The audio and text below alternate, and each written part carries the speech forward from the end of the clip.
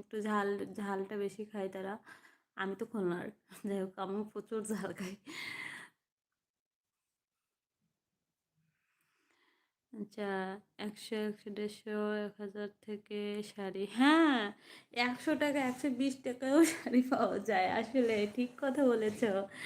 মানে আমি ভিডিওতে দেখি ওই যে দুষ্টু উম দুষ্টু নামে একটা মেয়ে হচ্ছে ভিডিও করে। ওর ভিডিওগুলো তো দেখি মাঝে মধ্যে। তো হচ্ছে ওর মনে হয় শাড়ির বিজনেস আছে। তো ওখানে দেখি অনেক শাড়ি। তো সেই ও শাড়ির মানে খুব অল্প দিন হচ্ছে শাড়ির দোকান দিচ্ছে। তো শাড়িগুলো এত সুন্দর সুন্দর শাড়ি। তারপরে আরেকটা জেফার জেফার হচ্ছে, ওটা আইডির নাম জেফার, জানি না নাম অন্য কি।